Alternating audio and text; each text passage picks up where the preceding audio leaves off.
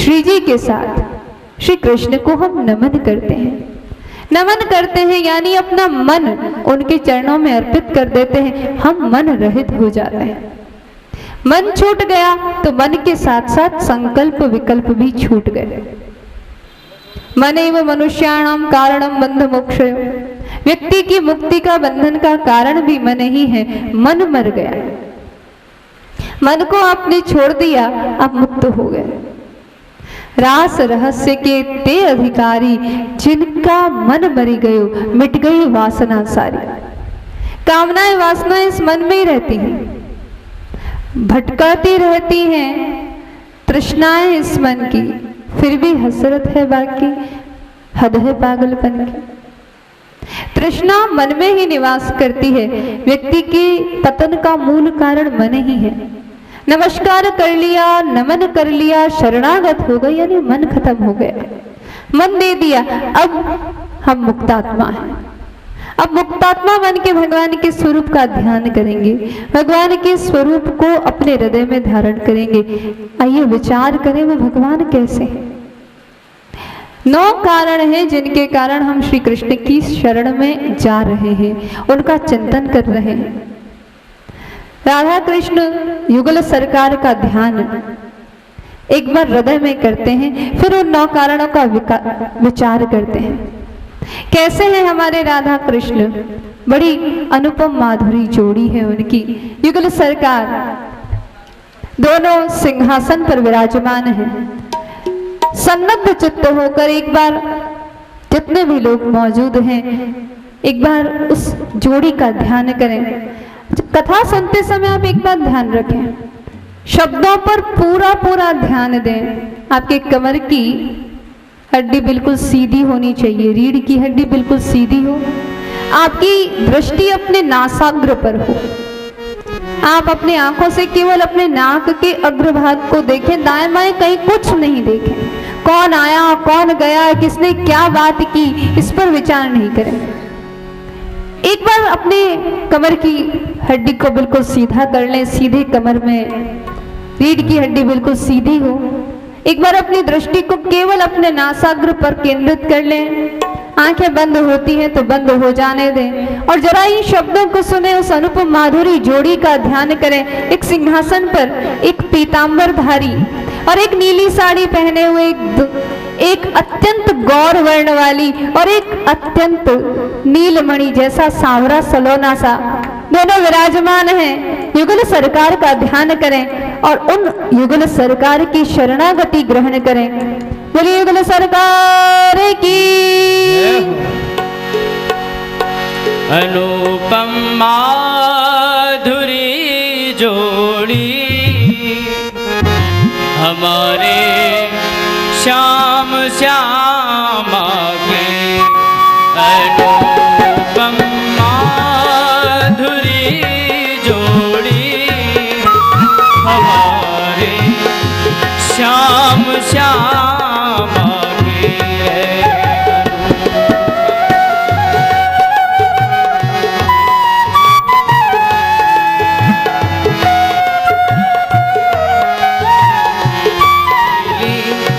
रस भरी अखियाँ हमारे श्याम श्यामा के, अनुपम माधुरी जोड़ी हमारे श्याम श्यामा।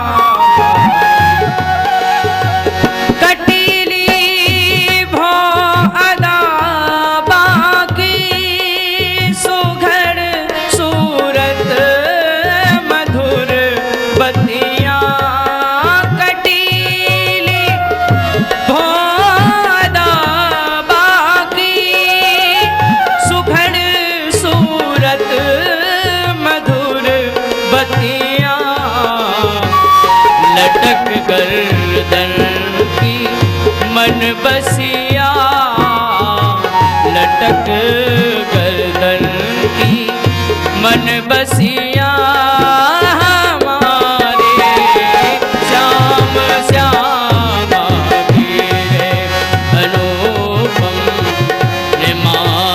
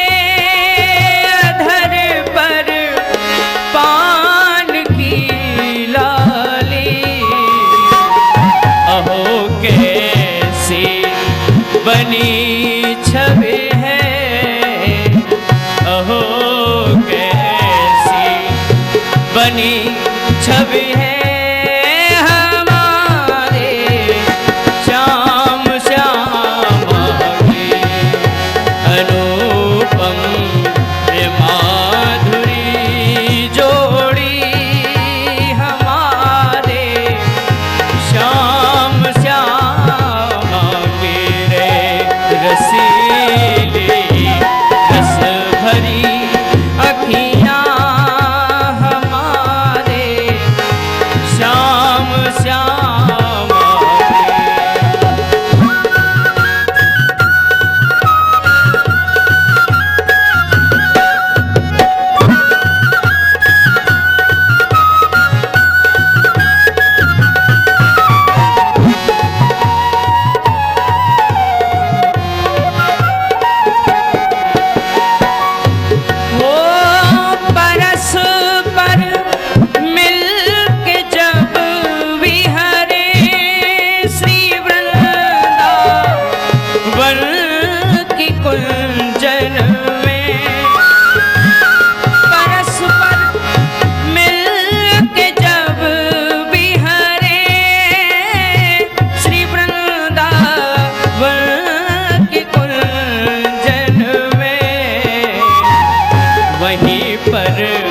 नित बने शोभा, वहीं पर नित बने शोभा रे हमारे श्याम श्यामा की रे अनुपम माधुरी जोड़ी हमारे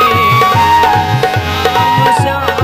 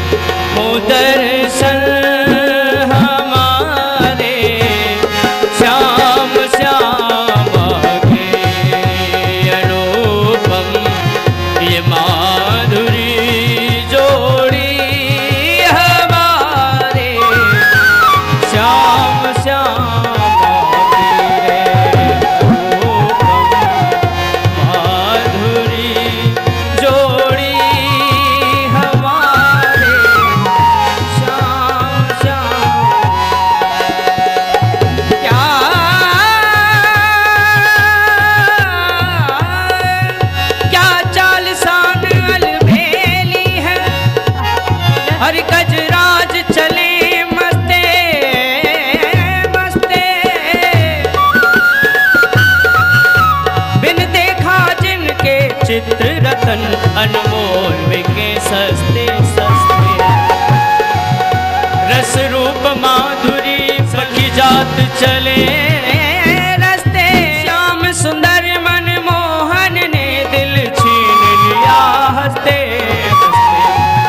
ए अनुपम माधुरी जोड़ी हमारे श्याम श्यामा अनुपम माधुरी जोड़ी हमारे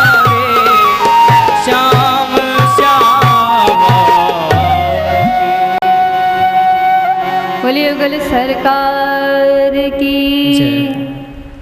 सच्चिदानंद रूपाय। हमारे श्याम और श्यामा दोनों ही सच्चिदानंद स्वरूप हैं। सत यानी जो अविनाशी है उसे सत कहते हैं। किसी भी देश में, काल में, स्थिति में जिसका कभी नाश नहीं होता उसे सत कहते हैं। जो हर जगह है, जो सर्वत्र है, सर्वदा है, उसी को सत कहते हैं।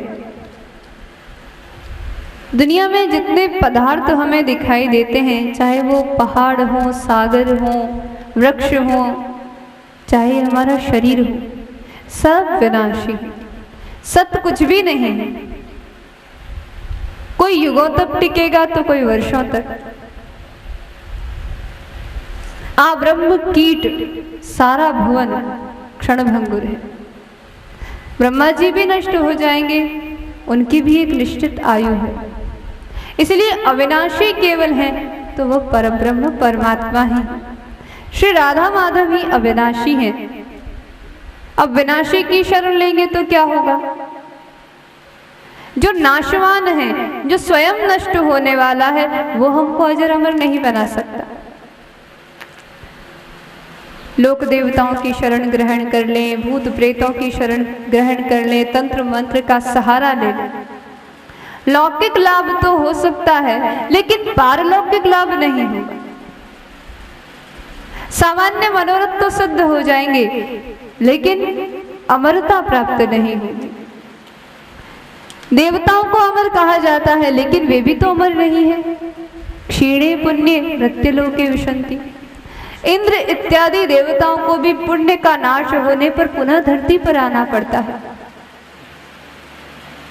विचार करें कौन सा देवता ऐसा हो सकता है जो अविनाशी है, जो कभी नष्ट नहीं होता, वही तो हमें अजर अमर बनाएगा। जो स्वयं विनाशी है वो हमें अजर अमर नहीं बना सकता। और जो हमें अजर अमर बना सकता है, जिसमें अविनाशी होने का सामर्थ्य है, तो छोटी मोटी इच्छाओं की तो बात ही क्या है, वो तो मनोरथ सिंधु है। तो ऐसा अविनाशी, ऐसा सत्य स्वरूप कौन है? विचार करते हैं तो एकमात्र गोलोक विहारी श्री कृष्ण ही अविनाशी। उनका कभी नाश नहीं होता, कभी क्षय नहीं होता। अगर उनकी शरण में हम जाते हैं, शरण में जाने का मतलब है उनके चरणों में अपने आप को पूर्णतया समर्पित कर देना। फिर अपनी कोई इच्छा, अपनी कोई आकांक्षा, अपनी कोई बात फिर अपने मन में नहीं रखनी। शरणागति षड्विधा होती है, उसके 6 तरीके हैं।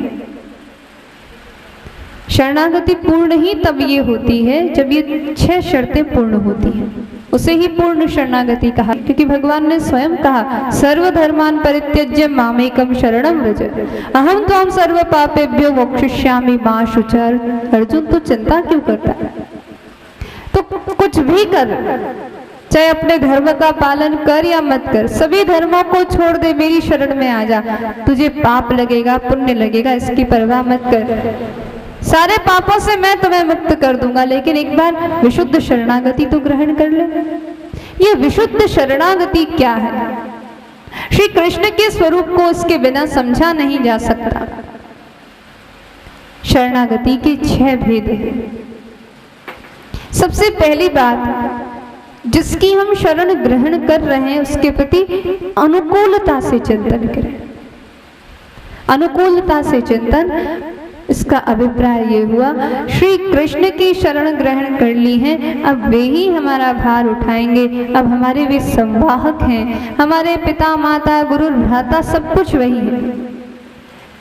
पितु मातु बंधु सखा एकमात्र नाथ हमारे, तुम एकमात्र सहायक हो। अनुकूलता से उनका चिंतन, अब भगवान जो करेंगे हमारे लिए वही श्रेष्ठ होगा।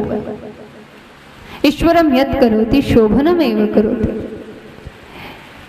क्योंकि जब वो हमारे सब कुछ हो गए, हम उनके शरणागत हैं, तो हमारा हित अहित इसका विचार करना उनका दायित्व है। वो हमारे जीवन में कुछ भी करेंगे वो हमारे लिए कभी भी गलत नहीं होगा। पहली शर्त शरणागति की यही है, अपने शरण्य के प्रति अनुकूलता से चिंतन, कभी उनको दोष नहीं देना। अरे हम तो दुनिया का भला करते हैं, हमने किसी का बुरा नहीं किया, फिर सारी आफतें हमारे ही जिंदगी में क्यों?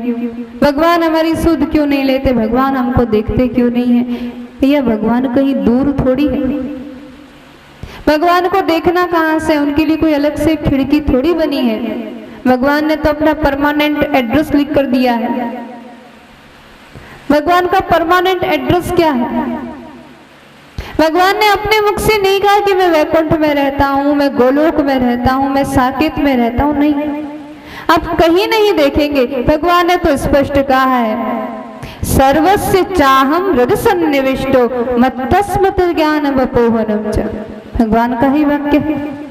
पुरुषोत्तम भगवान श्री कृष्ण स्वयं गीता में कह रहे हैं, भैया मुझे ढूंढना है तो कहाँ ढूंढो? कहीं दूर जाने की जरूरत नहीं है, झांक कर तो देखो। सर्वस्य चाहम अहम, अहम कह, अहम श्री कृष्ण, अहम परब्रह्म, अहम ईश्वर। अहम पदवाच्य तो केवल भगवान ही है। मैं कहाँ रहता हूँ? सर्वस्य, एक के नहीं, दो के नहीं, जितने भूत प्राणी हैं सभी के। सर्वस्य, सर्वस्य च अहम हृदय सन्निविष्टः।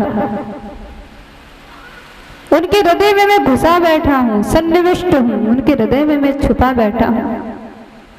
मेरे ही होने के कारण तो आपको याद रहता है। मत्त स्मृति, ज्ञान और फिर भ्रम भी मेरे ही कारण है। अपोहनम च, मैं ही वेदांत वेद्य ईश्वर हूँ। वेद जिसको पुरुष सूक्त के माध्यम से गाते हैं ना, सहस्र शीरखा पुरुष सहस्त्राक्ष सहस्त्रपाद, वो और कोई नहीं है, वह मैं ही हूँ जो तुम्हारे हृदय में बैठा है। झांक कर तो देखो। सर्वस्य चाहम हृदय सन्निविष्टो। पूरी गीता में भगवान ने कहीं नहीं कहा कि मैं वैकुंठ में बैठा हूँ, मैं साकेत में बैठा हूँ, मैं गोलोक में बैठा हूँ, मैं वृंदावन में हूँ, मैं द्वारिका में हूँ। पूरी गीता में खोज कर बता दीजिए। दो जगह भगवान ने अपना परिचय दिया। एक जगह कहा सर्वस्य चाहम हृदय सन्निविष्टो, दूसरी जगह कहा ईश्वर सर्वभूतान